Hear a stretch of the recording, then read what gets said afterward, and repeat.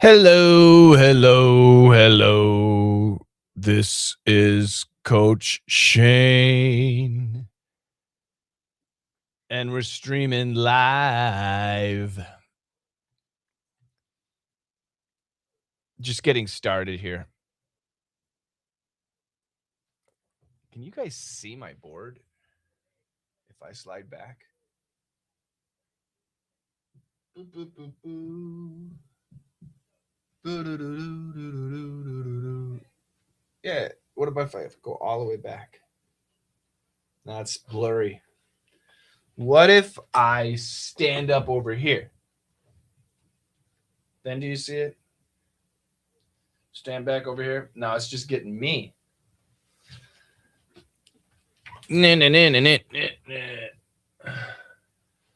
Let me see if I can fix this. Welcome, everybody. Video.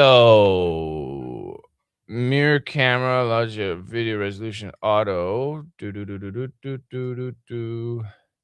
Virtual background auto. What if I custom? No, I don't want a virtual background. No background. Oh, there you go. Oh, now you can see. Nice. Now you can see.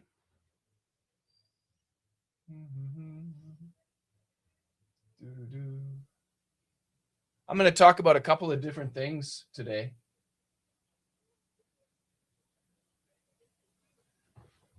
And if you're here, that's great. We are live streaming on several different platforms right now. And I see some of your chat, but not everybody's chat. So I kind of apologize in advance if you text me a message and I don't respond. I just didn't see it. So I'm going to try to open up some of my other channels, and then maybe I can see some stuff. But I don't know if that's going to happen.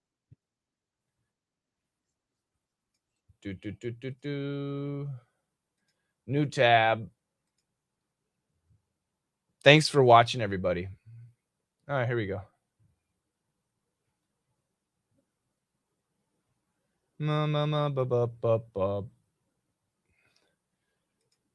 I see me.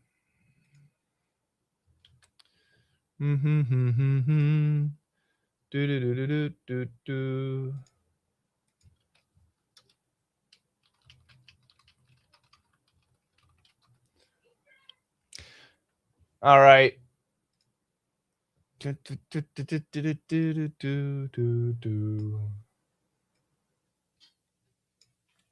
So, my name is Coach Shane. You can see that down here, right over there. It says Coach Shane. Hopefully, you can see that. I've been teaching English for a very long time, since December of 1986. Isn't that crazy? Since December of 1986. There we go. That's what I like. And I really like my job. My specialty, my focus is helping people build their speaking skills and helping people build their listening skills. That is my specialty.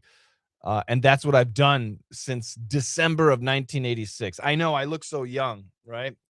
I look so young. It's hard to believe, but it's true.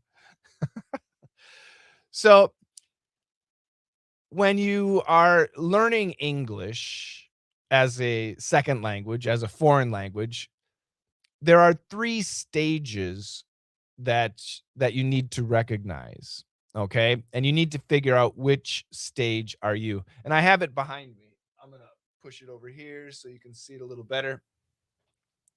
So the 3 stages, the 3 stages of learning English: kids, students, and adults. The way people learn English is different at these stages.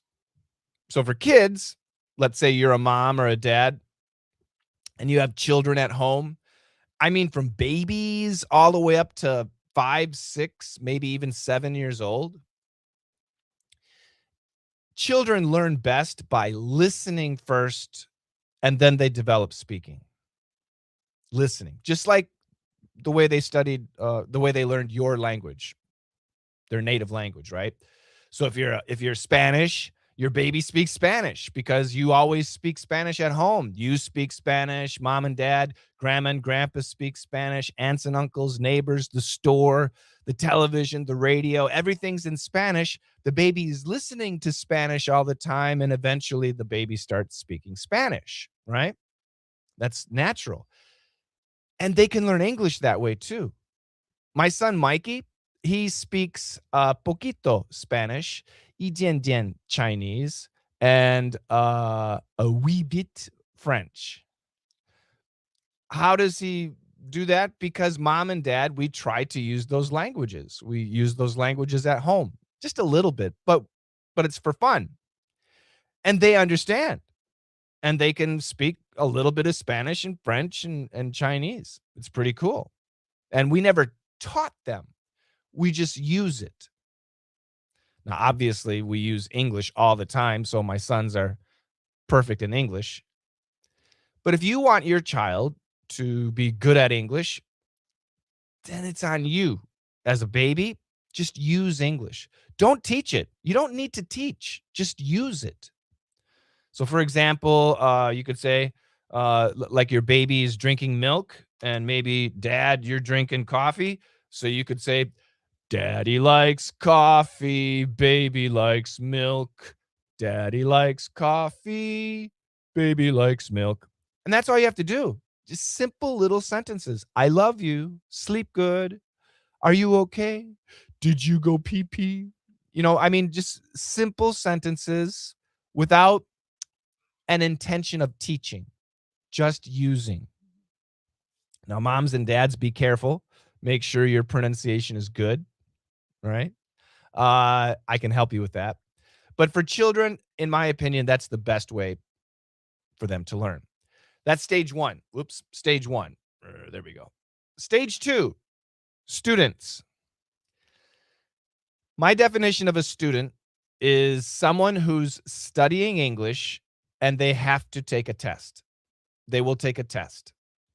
So maybe that's third grade elementary school. If there's an English course at school and there's a teacher teaching English and there's a test, then they're a student. You could be 28 years old and you're preparing for the IELTS exam. You're a student. The way a student studies English, the best answer I can give you, listen to your teacher. Listen to your teacher. Your teacher will prepare you for an exam, right? That's the teacher's job, to prepare you for a test. Your job as a student is to pass the test. So you need to listen to your teacher. You need to memorize a lot. Grammar, vocabulary, a lot of memorization. And for many people, when they memorize something, they memorize it for a test, and then after the test, it's gone. That's very common. Teachers teach academic English, and that's great. But when you're an adult, or simply when you're with your friends, we don't use academic language, right? The way a teacher teaches, the way a news anchor gives the news, it's not the way we talk to our wives or our husbands or moms or dads or children or friends. So if you're not a student, meaning you're not studying English for a test, then you're step three, adults. You could be 18 years old and be an adult. You could be, 35 years old, whatever. The point is, when I say an adult, there are no tests. You're using English for communication reasons. Communication is speaking and listening. And like I said, when we communicate between people, we don't usually use academic English. So a lot of the English that you studied in high school and college, it's good, but you're not really going to use it. It's I have a book. And this is a great book. It's 1,100 words you need to know. If you're a student and you're preparing for an exam, these are 1,100 words you need to know. But if you're an adult and you use English for business or for friendship, or you use English to watch TV shows or listen to podcasts, then these 1,100 words, you're not really going to use. You may, but not much. Communication, the language, the vocabulary is actually not as complicated as you think. Do you guys know the TV show Friends? Joey, Monica, Chandler, Rachel, Phoebe, and I'm missing somebody. Ross. Those 6 characters. You know the TV show, very popular TV show. Many, many people know it. Did you know that if you took every Friends TV show, all 10 years, every 240 episodes, and you took every conversation that they have, every single one, and you picked the most common words, 90% of every Friends TV show uses only 743 words. That's it. 90% of every single Friends TV show, the vocabulary, only 743 words. That's it. Now, the good news is you know those 743 words. The bad news is you don't know how to use them. Now, that's the tricky part. It's something that we teach. But I'm telling you this because if you're an adult and you want to be good at English, don't study like a student. Don't put too much emphasis on vocabulary or grammar. You need to put emphasis on using English. Use the English that you know. Even if you can't remember much, you only know 20 words, whatever, you start using it. That's what you have to do. It's very important. Speaking first, then listening. For kids, you can see here, for kids, listening first, then speaking. For students, listen to your teacher. And for adults, speaking and then listening. This is the system that works best. And that's what we teach. Why is it different? As adults, you already studied probably 3 years of English in middle school, 3 years of English in high school, maybe more in college. You studied a lot of English. There is no more grammar to use, to study, to learn. You studied all of the important grammar. So why are you bad? Why can't you remember? Because you're not using it.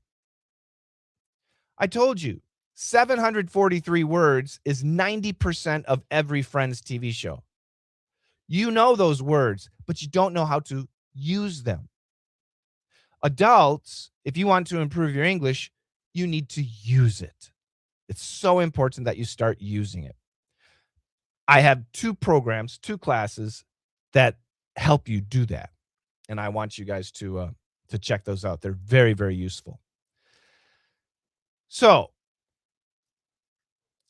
I've built my career on helping adults master English. And we have a community that's free, completely free. I would love for you to join. You can see right down here, right down here. It's skool.com/LME. I'm going to show it to you on the board behind me. So just a second. Hopefully the microphone will pick up everything. I'll try and talk louder. Can you guys hear me? Let me know.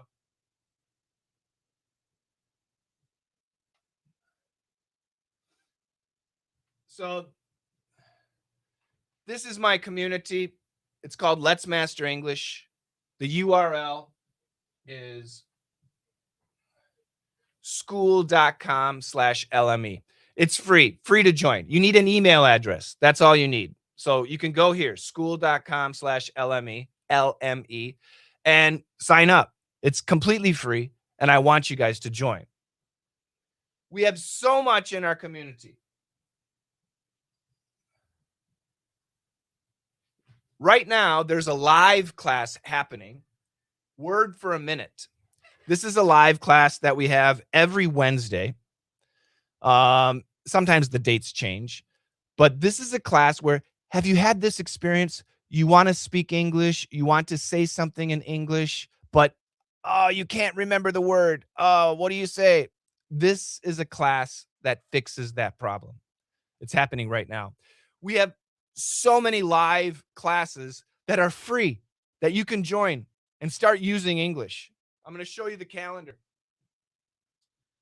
So in our community, you see calendar right there. Click on that. And this shows you all of our live classes in this community. So today happens to be the 4th. Any live class, all of these are live classes, okay? All of these are live classes, but ones with pictures, you see the pictures? Those are open to anyone. They're free.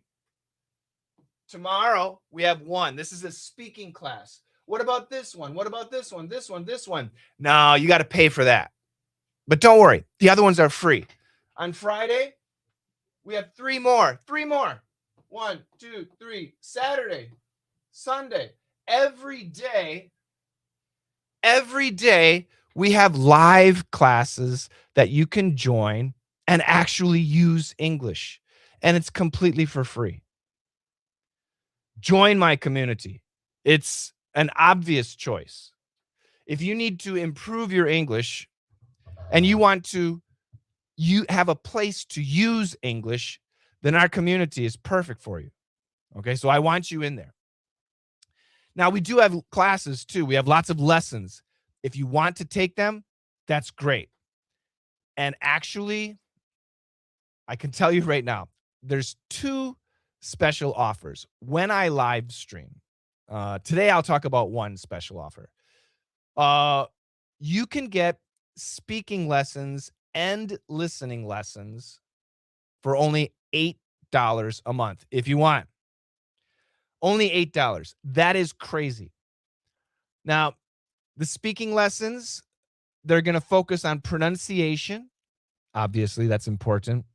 Sentence intonation, the ups and downs of American English. Sentence rhythm, the music. And we put that together for flow. Let me explain. And it's called PERF. I'll explain. So we'll go to the classroom and I will try this one. It's not going to show me. Let's go try for free. And this is the speaking lesson. And this is an assignment. Let's look at it. Oh, I got to join the group. Blah. I don't want to join. Anyway, it's called PERF. I'll show you another picture so you can see PERF. There you go. So this one's $49, but don't worry, you can get it for $8. P, pronunciation. I, intonation. Intonation, again, it's the ups and downs. So let me give you an example. My wife didn't hit, H-I-T, me. My wife didn't hit me. It's a terrible sentence. Should I write it down? I'm going to write it down real quick. It's true, though. My wife didn't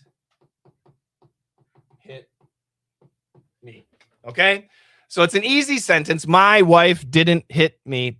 But I can change the meaning of this sentence by changing the sentence intonation. Listen carefully. My wife didn't hit me. My wife didn't hit me. My wife didn't hit me. My wife didn't hit me. My wife didn't hit me. So you can see how I changed the stress on the words. And each of those sentences are different. My wife didn't hit me. Somebody else's wife hit me. Your wife hit me. My wife didn't hit me. My son hit me. My mother hit me. My brother hit me. My wife didn't hit me. She was going to, but she did not. My wife didn't hit me. She kicked me. She scratched me. She pulled my hair. My wife didn't hit me. She hit you. She hit somebody else. This is sentence intonation. This is an easy example, but especially if you're like a business person or even in a friendship and you say something in English and your sentence intonation is not right, you can have a big misunderstanding, a very big misunderstanding. This is something we teach. And in our perf class, in our speaking class, we're really good.